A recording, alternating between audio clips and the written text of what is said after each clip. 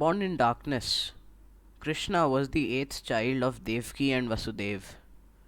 He was born with a prophecy surrounding him. He was prophesied to be one of the eight candidates who would kill his uncle Kans. His uncle, who knew of this prophecy, had arranged for the murder of all of Devaki's children. However, unbeknownst to him, the infant's father, Vasudev, carried him across the river Yamuna and exchanged him with an infant. This exchanged child appeared to Kans as the goddess Durga and warned him that his death was near before vanishing. According to legend, Krishna grew up with two of his surviving siblings, Balram and Subhadra. He grew up near the modern day town of Mathura in the foster care of Yashoda and her husband Nand. To this day, the birthday of Lord Krishna is celebrated as Krishna Janmashtami. On this day, most Hindu households engage in prayer and ceremony. A cucumber and with a lemon placed in its middle is broken, signifying the birth of a child. The lemon, which signifies the infant, is then bathed in something called Panchamrit. This Panchamrit later becomes part of the prasad of the ceremony. This is then followed by a bhog process, after which Aarti ensues. भोग लगाओ मेरे भगवान, बिलनी के बेर सुदामा के तंदुल, रुच रुच भोग लगाओ मेरे भगवान। माता यशोदा दैया बिलोए, माखन मिश्री खाओ नंद लाला, आओ भोग लगाओ गोपाला। दुर्योधन का मेवा त्यागा, साग विदुर घर खाए मेरे भगवान, आओ भोग लगाओ मेरे भगवान। ऐसा भोग लगाओ मेरे भगवान, सब अमृत बन जाए मेरे भगवान। जो कोई इस भोग को खाए, वो ही तुम्हारा बन जाए मेरे भगवान। सब दासों के बीच मेरे भगवान, आकर दरस दिखाओ मेरे भगवान।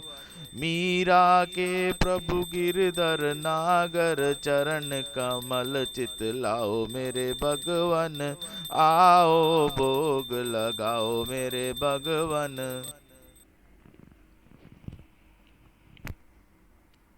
आरती श्री कुंज बिहारी की, श्री गिरधर कृष्ण मुरारी की। आरती कुंज बिहारी की, श्री गिरधर कृष्ण मुरारी की। गले में बैजंती माला, बजावे मुरली मधुर बाला। श्रवण में कुंडल झलकाला, नंद के आनंद नंद लाला। आरती श्री कुंज बिहारी की, श्री गिरधर कृष्ण मुरारी की। गगन सम अंग कांति काला, राधिका चमक रही आली। ललन में ठाणे बनमाली, भ्रमर सी अलक कस्तूरी तिलक। चंद्र सी झलक ललित छवि श्यामा प्यारी की, श्री गिरधर कृष्ण मुरारी की। कनकमय मोर मुकुट बिल से, देवता दर्शन को तरसे। गगन सो सुमन राशि बरसे, ब्रजे मुरजंग मधुर मृदंग। ग्वालिनी संग अतुल रति गोप कुमारी की, श्री गिरधर कृष्ण मुरारी की। जहाँ ते प्रकट भई गंगा, कलुष कलिहारिणी श्री गंगा। समरन ते होत मोह भंगा, बसी शिव शीस जटा के बीच। हरि अध कीच चरण छवि श्री बन बिहारी की, श्री गिरधर कृष्ण मुरारी की। चमकती उज्ज्वल तट रेणु, बज रही वृंदावन बेनु। चहु दिस गोपी ग्वाल धेनु, हसत मृदु मंद चांदनी चंद। कटत भव फंद, टेर सुनु दीन भिकारी की। श्री गिरधर कृष्ण मुरारी की, आरती कुंज बिहारी की। श्री गिरधर कृष्ण मुरारी की।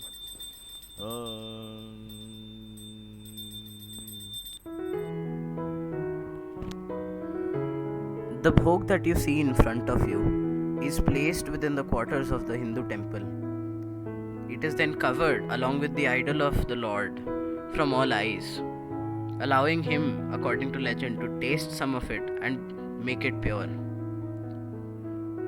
Now I shall describe the process of the making of this bhog. First, we have panjiri, a dish that is made with either cilantro or whole wheat flour. The flour is put into a kadhai with heated ghee. It is then stirred or roasted until it achieves a rosy color.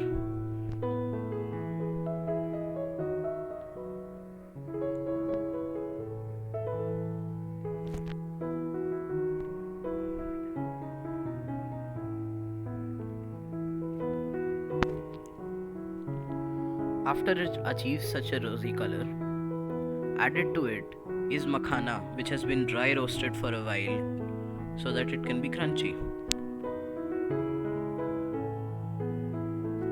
Makhana is also known as popped lotus seed. This is then set aside to cool. Sugar and dry fruits are later added. You can see now that in a kadhai, ghee is being heated and makhana or popped lotus seed is added to it. This is part of a larger composition. This allows the makhana to become crunchy and have a texture that is much more desirable than the general chewiness of such a thing.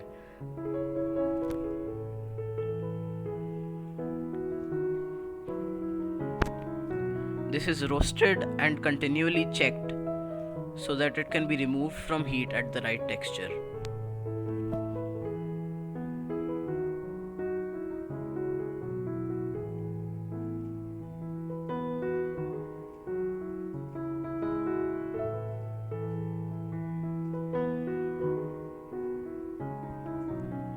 All of the bad apples that you see here are removed.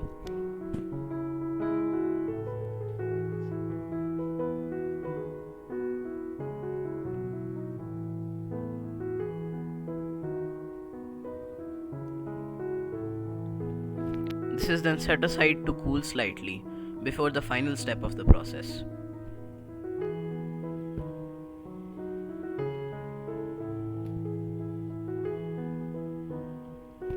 As part of the same dish, roasted in a similar way, is gari. This is dried coconut which has been chopped into thin slices. It is also roasted with ghee for a while until it achieves a similar texture, crunchy and much drier than you would expect coconut to be.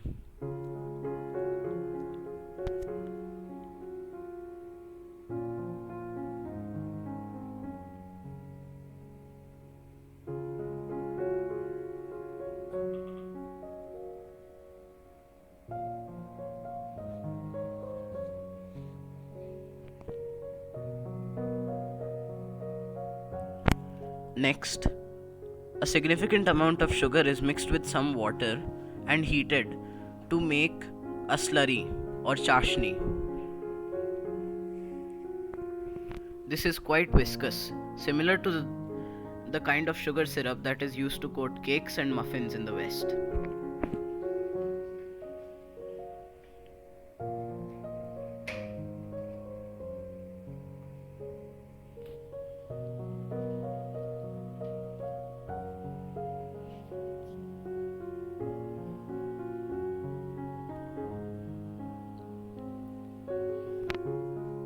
Once all of the sugar is melted but not caramelized, it is mixed with the gari and the makhana that was set aside to cool earlier.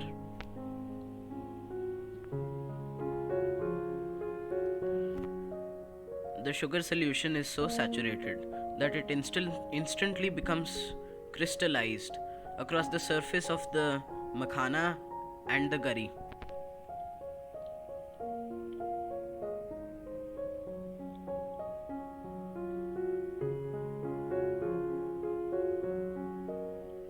At this point, it is removed from the heat and allowed to cool slightly before being transferred into a bowl.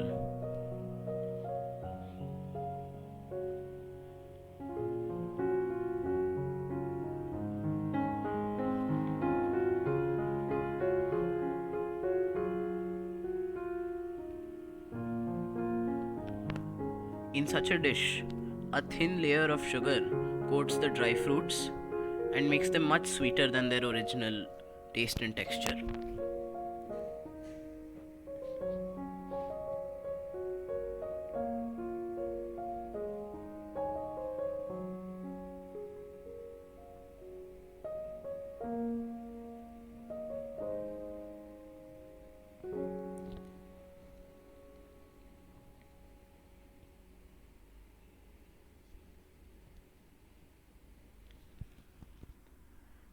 This is being transferred into a bowl so that the excess sugar can settle at the bottom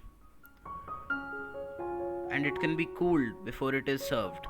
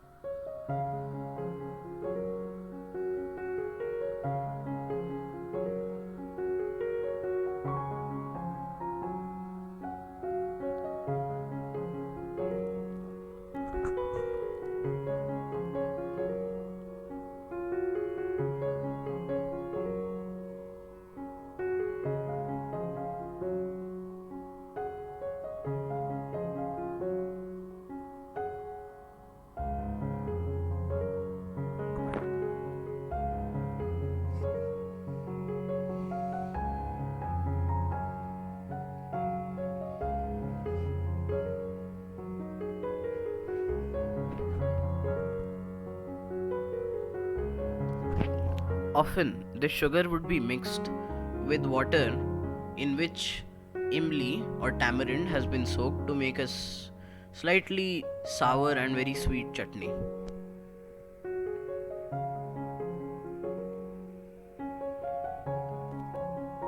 Up next, we have barfi. For gari ki barfi,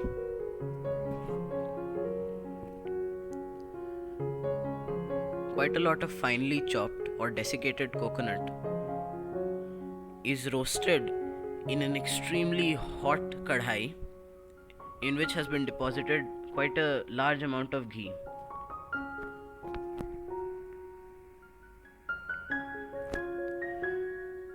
This increases in volume and becomes slightly rosy in color before it is taken out into a bowl so that it can be cooled and so that it does not dry out too much.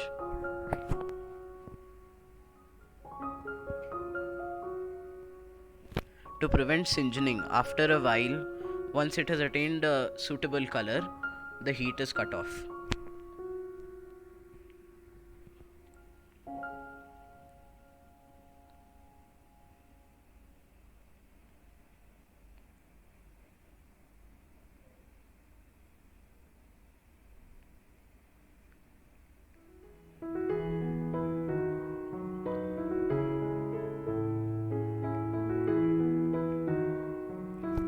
After this has been transferred to another bowl for cooling, an equal amount of sugar is added to the kadhai. After this, quite a considerable amount of water is mixed with it so that it can form a thin syrup. None of the cooking that you see here is done by weights and measures. It is all an experience.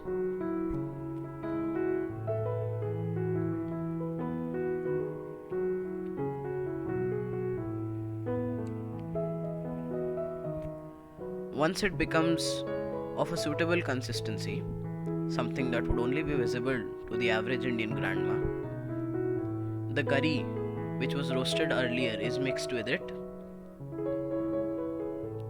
This is then heated for some time.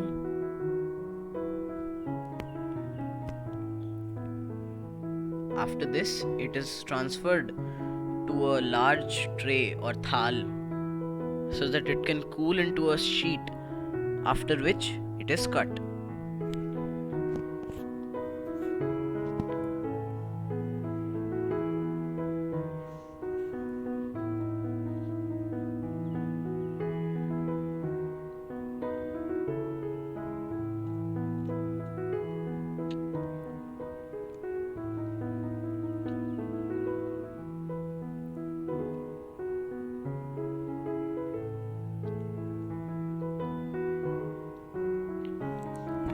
Here you can see the mixture of sugar syrup and gari being transferred to a thal so that it can cool into a large sheet.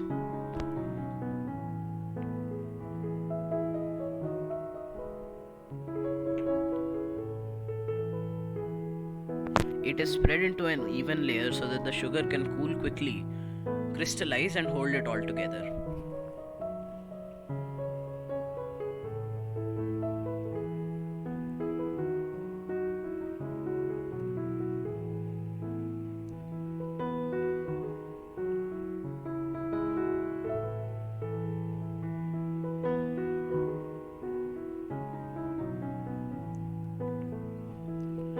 Excess sugar syrup then flows to one side after it is kept at an incline.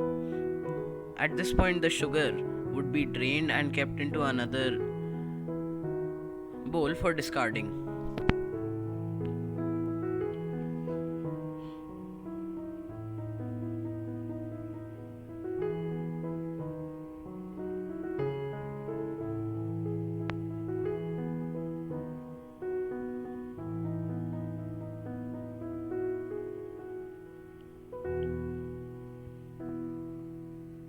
Once the excess sugar has been cooled, this is put into a dry, windy, and not very cold place to cool.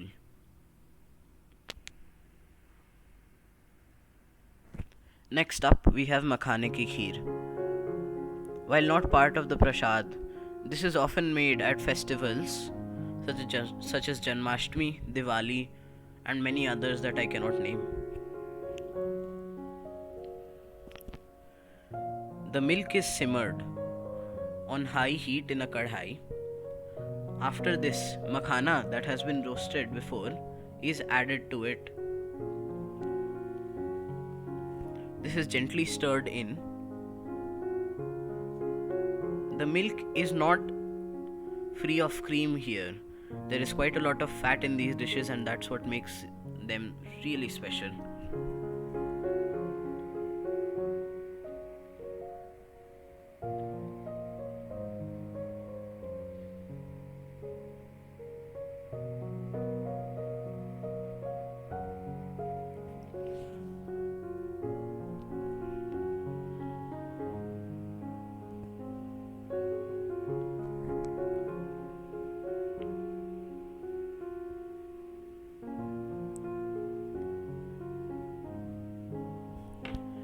This is simmered for some time until it thickens slightly and begins to deposit a layer of milk fats on the top. After this, makhana that has been roasted and then powdered in a blender is added to it and stirred in. This is so that the mixture thickens quicker. It needs to achieve a pudding-like consistency before it can be served to guests or even just family members.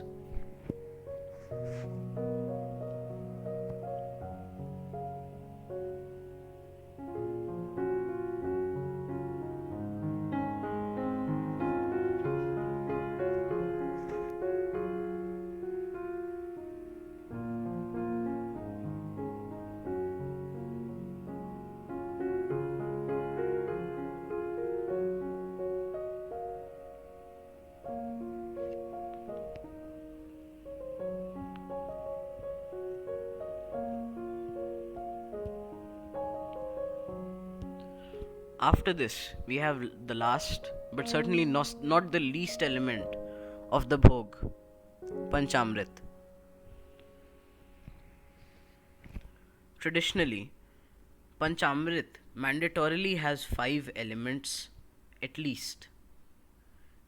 These include curd or yogurt, which has been added now, to milk, another of the 5 elements of Panchamrit.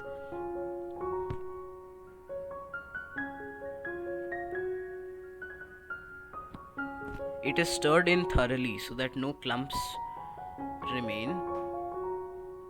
It is also sweetened with a small amount of sugar.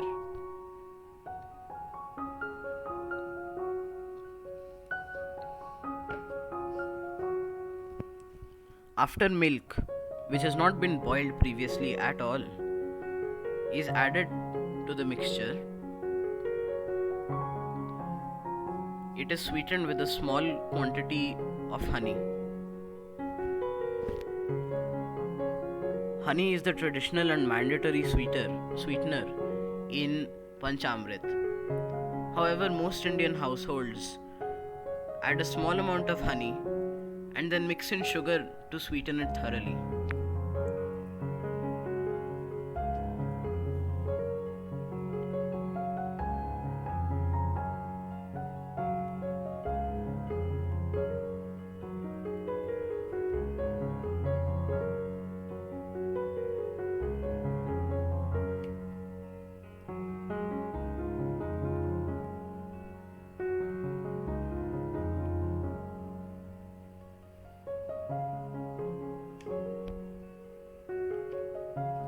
Here you can see the copious amounts of sugar that are added to this and stirred in thoroughly. The sugar is granulated. It is not clumpy and mixes in quite quickly, even into cold milk and curd.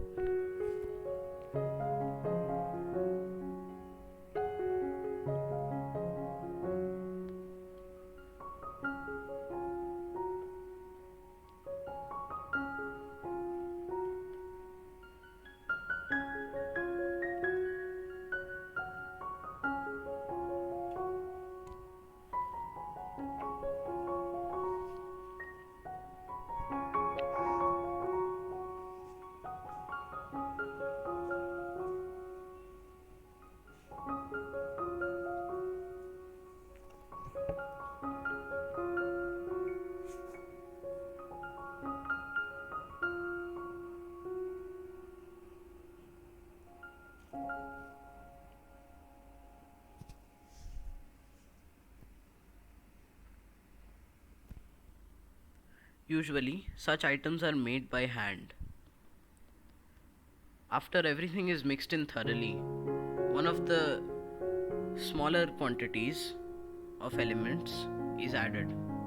Ganga Jal, or water that is collected from the holy river Ganga, is considered to be divine and extremely pure in all Hindu traditions.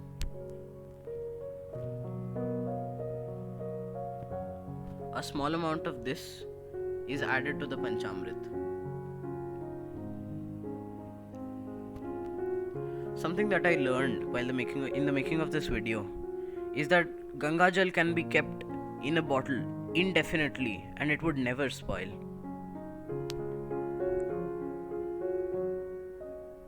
A small quantity of honey is added and stirred into the mixture.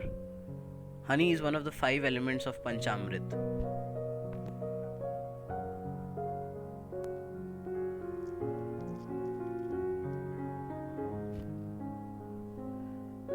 Another of the less quantitated elements is desi ghee. Everything that is used in this puja is homemade.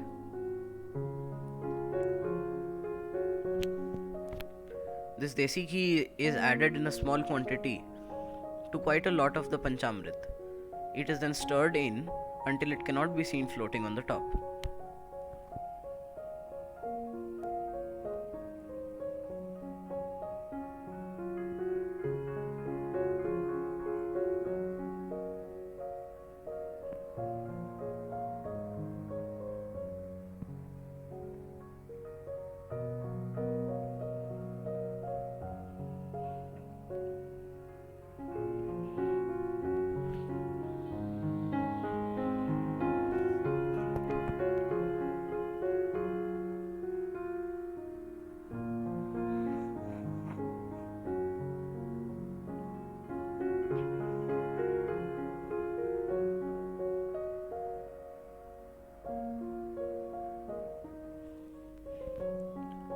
After this has been stirred in and thoroughly combined, as an added top, dry fruits or meva is added to the mixture at the end.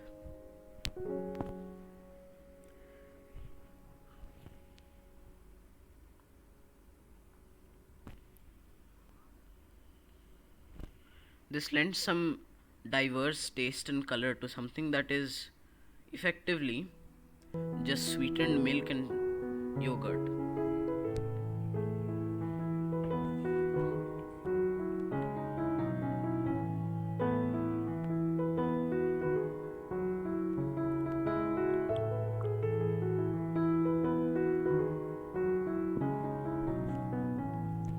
The dry fruits or mava is stirred into the panchamrit and then kept aside, waiting for the puja, which is to be conducted at 12 o'clock.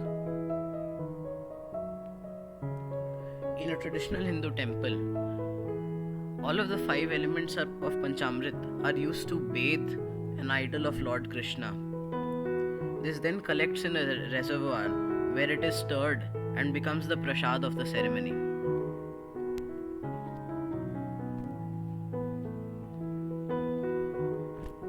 However, in the average Hindu household where that is not very possible, it is usually made by hand, and the small lemon, which signifies the infant Krishna, is bathed in the already made panchamrit.